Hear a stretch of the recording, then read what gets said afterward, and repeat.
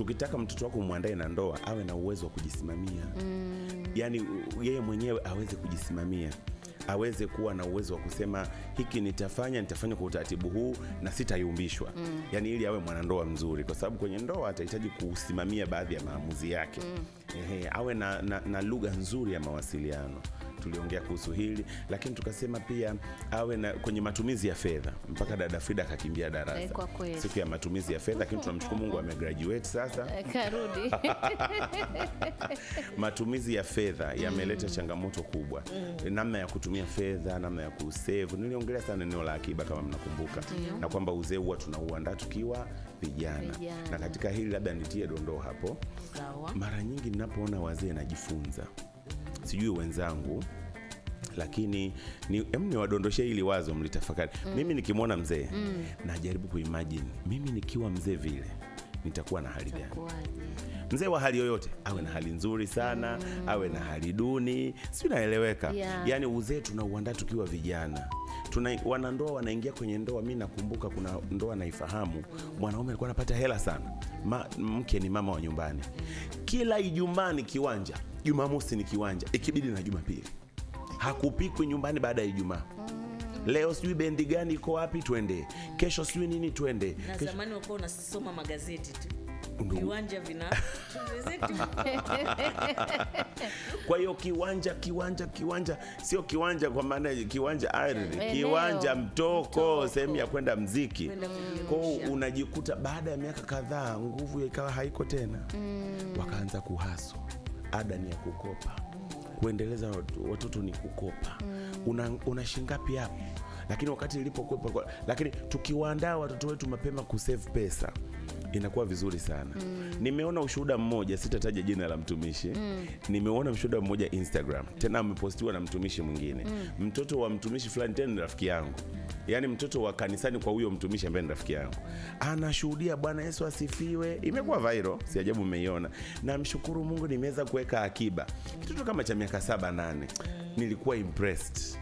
Mtoto wa miaka 7-8 ameenda kutoa ushuhuda kanisani, ameweza kuweka akiba. Sikumbuki exactly, sikuwa 7,000, 8,000 something. Lakini ameweza kumeki, unajua. Hivyo ndio vitu vya kutrain watoto wetu. Pamoja na Tom and Jerry tunazowapa, vikatuni vya Tom and Jerry na ile nini Mario, sijui whatever, Super Mario na vitu vingine. Hebu tuingize hizi skills kwa watoto wetu. Wapate hayo maarifa. Mchungaji, na mimi nikuongezee tu kwenye huo mfano. Rafiki yangu alikuwa na mtoto wake. Alipokuwa yuko darasa la 5, la 6, la 7, form 1 mpaka form 2, alikuwa na kibubu. Akishapewa pocket money yake tu, anaweka kwenye kibubu, lakini yeye alikuwa haweki kwa ajili ya matumizi yake baadaye. Alikuwa anakusanya fungu lake la 10. Okay. Anasema nimepewa 1,000, nimetoa shilingi fulani, nimepewa 5,000, nimeweka shilingi fulani. Kwa hiyo akawa na hela nyingi. Amen. Alipobomoa kibubu, akasema hili ndo fungu lake la 10 kwa mwaka. Amen. Muhimu sana. Muhimu sana. Tuwafundishe watoto ili akiingia hata kwenye ndoa awe na uwezo huo. Awe na uwezo wa kujiwekea akiba. Awe na uwezo wa kuplan future yake. Unajua uwezo kuplan future huna akiba. Nilisema siku hizi when opportunity meets preparation equals to success. Yani fursa ikikutana na maandalizi unafanikiwa. Kiwanja kinauzwa milioni 7, angalau una milioni 4.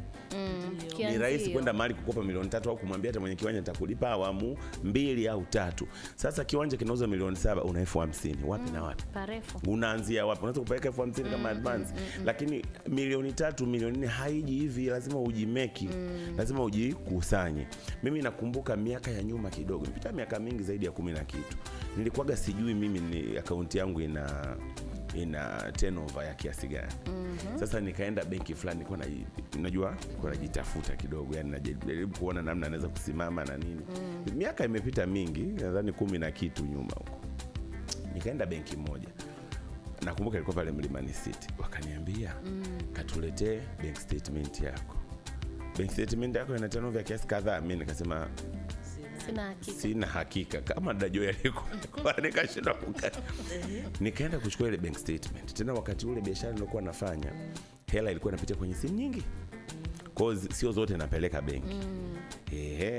Basi nikachukua, nikaenda. kwenda kuiangalia turnover pale chini. Kile kiwango anachokitaka kimefika na kupita kidogo. Nilishangaa ujue, mimi nilikuwa siamini. Kwa nikasema naanza kwenye simu zote ningekuwa napitisha benki. Nikaanza kuwa na nidhamu kwamba mimi hela yangu lazima nipitishe benki. Ili pia benki ujue kumbe nina uwezo huu na mwenyewe, yani mwenyewe nilikuwa sijui. Kama msikilizaji huamini, nenda kafanye. Huo utaratibu wa kuweka kihela, umepata umeweka benki, umepewa kikoba, mmevunja, umepeleka, sijui una hela. Yani hivyo. Kihela chochote pitisha tu. Afu cheki mwisho wa mwaka. Ndio utakuwa na nidhamu na hela inayopita mkononi. Utakuwa na nidhamu na hela. Dada Frida ananitengenezea uso hapa.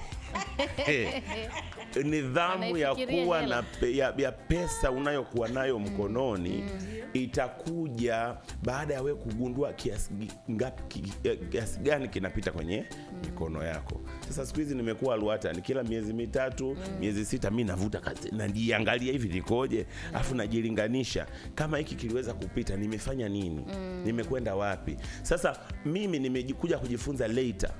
What if tukiandaa watoto wetu wakajifunza tangu wadogo? Muhimu sana. Na kinachosababisha pia pastor tushinde kuweka akiba ni matumizi yasiyo ya lazima. Yes, thank you. Maana yasiyo ya lazima. Ukipita umeona kiatu umebeba, umeenda gauni umebeba, haiwezi kukaa. Embu leo ngoja mimi niende mbele, nikizama hapo dada Frida ataanza sasa hivi kunitengenezea ule uso wake. Akaenda kupokea simu, kumbe anakimbia ndani darasa. Leo nataka tuzungumzie, tulishazungumzia uwezo wa kuongoza. Niliongea sana kwa mapana sifa za kiongozi katika Biblia. Leo nataka nizungumzie uwezo wa kumiliki mafanikio. Yani wanandoa lazima wajifunze uwezo wa kuyamiliki mafanikio. Wanapoanza ndoa wanaanza katika hali fulani. Watakapoendelea kuna hali zitatokea. Sio, naelewa. Pale kwenye kiapo wanasema katika shida na raha. Leo nazungumzia ile raha tu kwanza.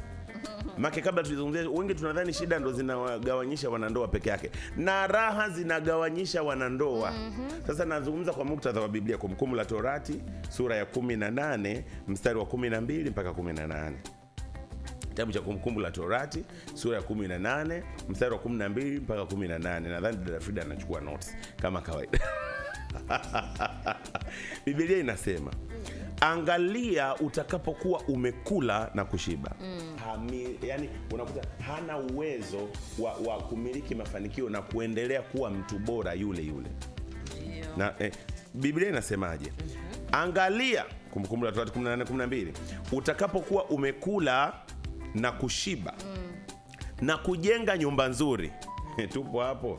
Na kukaa ndani yake, yani sio tu unajenga na kuhamia, umehamia. Na makundi yako ya ng'ombe na kondoo yatakapoongezeka. Nitapitisha roko baadaye kucheki kama watu wote tu. Na makundi yako ya ng'ombe na kondoo yatakapoongezeka. Na fedha yako na dhahabu yako itakapoongezeka. Na kila kitu ulichonacho kitakapoongezeka. Yani kuna wakati unajua mlikuwa hata mtarajii, mnajiona ni hambo, yani maisha yenu tu ni hambo, mna hambo, watu wamesikia roko wamerudi kina Dafrid. Msikilizaji, kuna mtu alitaka kutoroka kipindi, sasa amerudi hapa. Kuna wakati maisha yatabadilika. Makundi ya ng'ombe ya kondoo yataongezeka. Fedha na dhahabu itaongezeka. Kila ulichonacho kitaongezeka. Mlianza na biashara kamoja, mna biashara kingine. Mlianza na gari moja hilo mnatumia wote, sasa hizi kila mtu ana gari lake na la chenchi lipo. Yani lingine, unanielewa? La ziada. Mlianza sijui mna mtoto mmoja, sasa wamekuwa watatu. Yani kuna vitu vinaongezeka baada ya kuoana. Sasa mimi kwa neema ya Mungu nimekuwa kansela wa ndoa kwa miaka mingi. Yani hizi kesi za tulipoanza mwanzo tulikuwa vizuri, lakini sasa hivi ziko nyingi mno. Hata hapa studio huwa nasoma hizi message sana. Kama mnakumbuka. Mabadiliko. Tangu amepata hela kabadilika. Sasa tuandae watoto wetu, badala ya kuandaa na sare za suti, wabadilishe suti 3 siku moja, watembelee gari la wazi siku ya harusi. Hayo ni mazuri, sio mabaya, hatujayapinga. Lakini pamoja na kuandaa michango, ukumbi, MC, suti, shela, gauni la ukumbini, avai traditional, tuimbe wimbo gani, tuingie na style gani, bwana harusi abebewe koti, yale yafanyike, ni mbwembwe ya siku moja. No problem. Si una enjoy siku yako. Lakini baada ya pale watu wana uwezo wa kumiliki mafanikio. Kwenye tuition zetu tunapowafundisha wanandoa tuwaambie mtakwenda mtafanikiwa. Mtakapofanikiwa msimsahau Mungu. Anasema inawezekana, watu wanasema mwanadamu akipata shida anamsahau Mungu. Rafiki wengine wakipata fedha wanamsahau Mungu.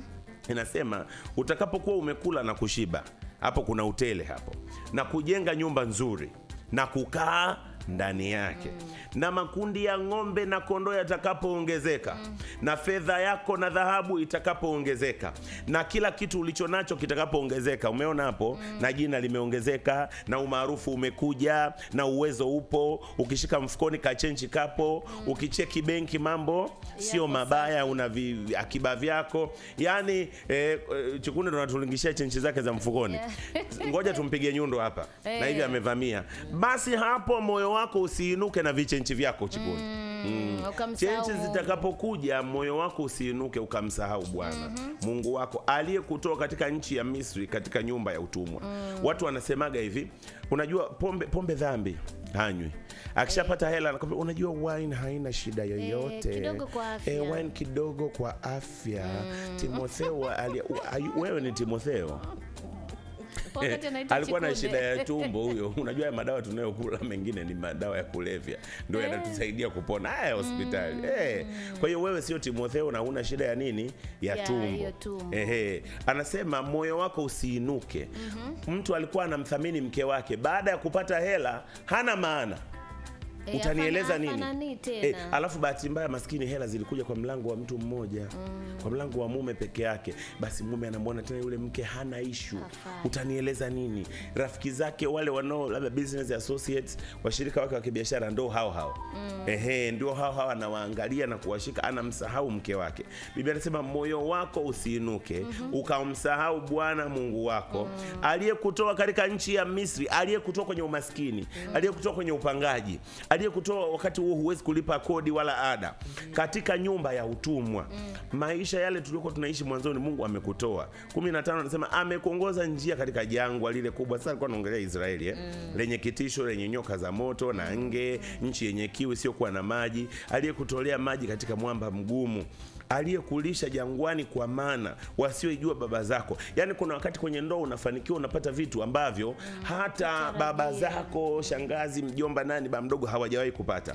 Apate kukutweza, apate kukujaribu ili kukutendea mema mwisho wako. Kwa umepita mapito mengi, mwishowe Bwana amekusaidia. Mstari wa 17 unasemaje? Hapo usiseme moyoni mwako, nguvu zangu na uwezo wa mkono wangu ndio ulionipatia utajiri huo. Wanandoa akishafanikiwa anaanza kumsimanga mwenzake. Kwenye hii nyumba umechangia nini?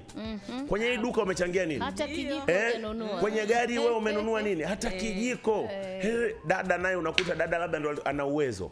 Aliletewa zawadi za kujaza furniture ya nyumba nzima. Kuna harusi nilienda, dada akapewa furniture zote, vyombo vyote vya jikoni. Na siku hizi wamama wote wanaojiweza, naona asilimia kubwa jiko linaishia siku ya harusi. Kapu la mama sijui linaitwa, linatolewa huko kitchen party, linaletwa harusini. Tulishindwa kuzibeba maana tulihitaji fuso. Wana project video pale. Dada, hata kama umetuzwa nyumba nzima furniture, jiko limejaa, moyo wako usiinuke ukamsahau Mungu. Una mama aliyekutuza ni Mungu amemwezesha. Kuna watu walitamani wawe na mama atakayewafanyia kapula mama, hawana. Una nguvu za kufanya kazi, ni Mungu amekupa.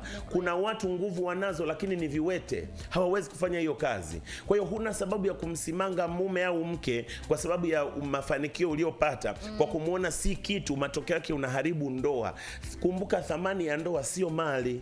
Siku zote mimi nawaambiaga thamani ya ndoa sio mali. Mimi na Debora mke wangu tumeanza mahusiano mfano tukiwa chuoni. Wanafunzi hakuna anayejua future ya mwenzake.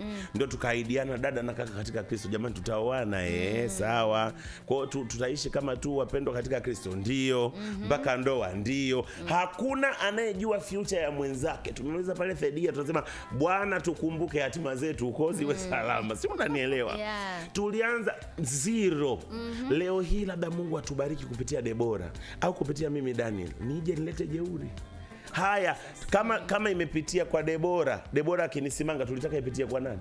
Kama imepitia kwa mimi Daniel, nikimsimanga Debora nilitaka ipitie kwa nani? Kama tuko wawili, baraka itakuja either kupitia mume au kupitia mke. That's it. Lazima itakuja kupitia mtu mmoja. Jamani ndugu zangu, lazima tujue namna ya kuhimili mafanikio. Nikumbushe namba 0717 74 11 25. Yes. Sawa. 0717 74 11 25. Nimalizie sio? Tumwage zege hapo.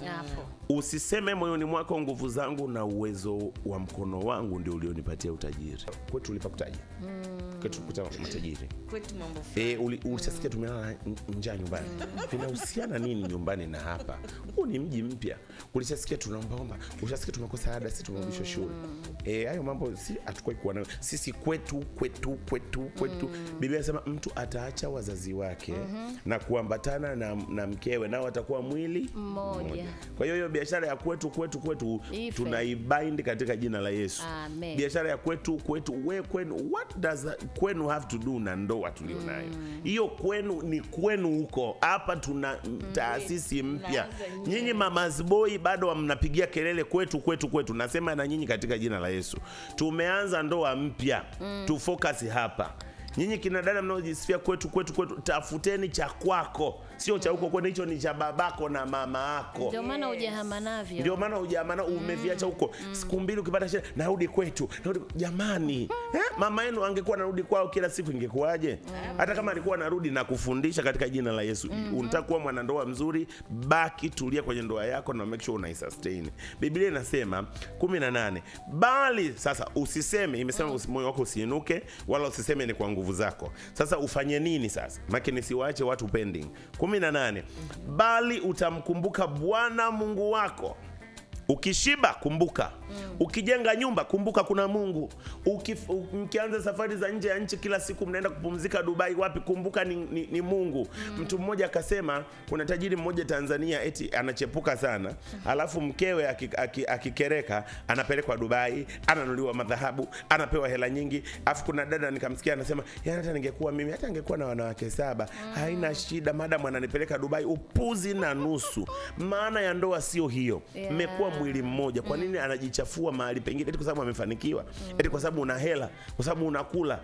Hakuna furaha. Ndoa inaweza kununulia chakula, haiwezi kununulia utoshelevu. Eti ndoa, fedha. Fedha inaweza kukununulia mwanamke, haitakununulia mke. Fedha inaweza ikakupa vitu fulani temporary vya muda mfupi, lakini haitakupa vitu vya muda wote mrefu. Nimalizie kwa kusema bali utamkumbuka Bwana Mungu wako, maana ndiye akupae nguvu za kupata utajiri. Tena utajiri wenyewe, sikia dada Joy, hujapewa tu nguvu ya kutajirika ili ujivunie, umvunie Masawe, umvunie Tarimo, ujivune kwa sijui Ngonyani kwamba wewe umezidi, ujivunie kwa kina make nikitaja pande mmoja kwa kina Masanja, ukawatambie kwamba wewe umezidi. No. Utamkumbuka Bwana Mungu wako, maana ndiye akupae nguvu za kupata nini? Utajiri. Kwanza zimetoka kwa Bwana. Kwa hiyo shukrani zirudi kwa nani? Kwa Bwana. Lakini pili, amekupa ili afanye imara agano lake alilowapa baba zako kama hivi leo. Mungu anatupa utajiri ili kazi ya Mungu iende mbele. Mungu anatupa. Mwingine ukipata utajiri anamwambia mke wangu tuame ili kanisa, hamna watu kufanana na sisi. Hapa wote maskini. Alipokuwa anaombewa wakati huo hakujua kuna maskini pale. Leo ametajirika, hapa hamna AC. Kama kanisa linakukera mabati, subadilishe wewe. Na nyinyi wanawake mshauri wa ume zenu, mwanaume anakuambia tuondoke hapa kwa kwa sababu kanisa sijui huku limekaa uswahilini miaka yote mko pale mkiwa maskini. Mbona mlikuwa mnaabudia pale na Mungu mlikuwa mnamuona? Hamkuondoka. Leo hii pesa imekuja ndio hapa ni nani kwa maskini? Hapana, tuwafundishe watoto wetu na sisi wanandoa tujifunze namna ya kuhimili nini mafanikio. Una hela hauna hela, be the same. Mwabudu Bwana Mungu kwanza. Yes. Una magari hakuna Mungu kwanza. Siku hela imeongezeka Mungu kwanza. Siku hela hakuna Mungu kwanza. Siku watoto wamefanikiwa wote, watoto wako wako nje, usitambie watu na kujaribu kunini. Mwingine niliona wanajitambia. Baba anasema mimi ndio niliyesomesha watoto nje. Huyo mama amechangia nini? Hana haki ya kupata matunda. Jamani, wewe watoto umewazaa peke yako wewe baba? Yaani wewe baba ulienda leba ukazaa watoto peke yako? Wewe ulilipa hela ya ada, lakini kuwa na jeuri ya kwenda leba. Au kama kuna mwanaume ana jeuri ya kwenda leba niambie. Sasa mimi niliingia leba kwa hiyo watoto wangu nimezaa mwenyewe. Yaani Mungu naye fundi. Mama peke yako uzai, baba peke yako uzai. Kila mtu anataka mtu. Hata wakupandikiza unahitaji huyo mume huyo mtu wakupandikiza hata kama sio mume. Unanielewa sijui. Tunategemeana. Matokeo ya watoto yanamtegemea Mungu. Chochote mlichopata kinamtegemea Mungu. Anasema ili afanye imara agano lake. Chochote tunachopata ninapomalizia ni kwa ajili ya Mungu. Ili afanye imara agano lake. Kwa hiyo ili kazi yake iende ndio maana tumebarikiwa. Amen. Sasa nina dakika 2. Na tuna message 3. Tuzikungute? Ndio. Haya. Message. Nikupe Dafrida ukungute au nizikungute hapa? Nikungute hapa. Huyu anasema. Hello, Bwana apewe sifa watumishi wa Mungu. Nawapata sana. Mimi Jackie kutoka DR, itakuwa Dar es Salaam. Ni kweli sema mtumishi wa Mungu tupone. Maana sasa hivi imefika mahali tunaabudu mali. Kisa eti kuliko Mungu. Dada anaandika vifupi huyu. Kuliko Mungu wetu. Mungu awabariki dada zangu pamoja na mchungaji wa Mungu. Mungu akulinde na familia yako. Maana Mungu anasema watu wangu potea kwa kosa maarifa. Amen, amen. Sema mtumishi wa Mungu tupone. Hiyo ni message ya pili. Nadhani alikuwa anaendelea kuandika wakati tunavyoendelea.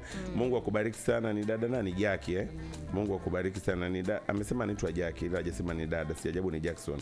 Kwa hiyo jinsia yako yote ilivyo, Jackie, Mungu akubariki. Huyu anasema shalom mchungaji, asante kwa somo, naomba hilo andiko. Andiko ni Kumbukumbu la Torati, sura ya 18, mstari wa 12 mpaka 18. Narudia kwa faida ya huyu, Kumbukumbu la Torati, sura ya 18, mstari wa 12 hadi 18. Asante sana. Huyu naona ni msikilizaji mzoefu, ana message nyingi za nyuma. Ya leo inasema Bwana Yesu apewe sifa. Asante sana, kipindi kizuri sana, Mungu awabariki sana. Amen. Huyu ameandika baba, yani nadhani amepata tu sijui nani nini sindano zake. Ameitikia tu basi ndo mkumbuke Mungu sasa. Ukifanikiwa usimwache Mungu. Kwa kweli. Kwa sababu muda umetutupa mkono. Sijui kama kuna lolote hapa mezani.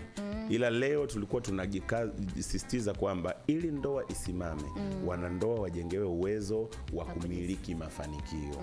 Yatakapokuja ndoa isiyumbe na wasimwache Mungu. Two things. Na nimalizie kwa kusema ukimwacha Mungu ni rahisi sana ndoa kuvurugika. Nirudie tena. Yaani Mungu asipopewa heshima anayostahili, kwa sababu yeye ndo mwanzilishi wa ndoa. Yaani mtu akishaachana na Mungu ni ngumu sana ndoa kufanikiwa. Ndio maana wengi unakuta kama walikuwa wanaabudu wote, mmoja akiacha kuabudu, baadaye ndoa italeta shida. Fuatilia. Fuatilia. Research kangu mimi kanaonyesha hivyo. Sawa. Yeah. Hatari. Pastor, tunakushukuru sana. Amen. Tumekimbizana na muda, hatimaye tumefanikiwa. Tumefanikiwa. Amen. Na kitu ambacho nimejaribu kukichungulia hivi. Somo likiwa linagusa. Ndio. Watu muda unaisha haraka. Na watu wako na kuna maana darasa linaeleweka. Wamemeza.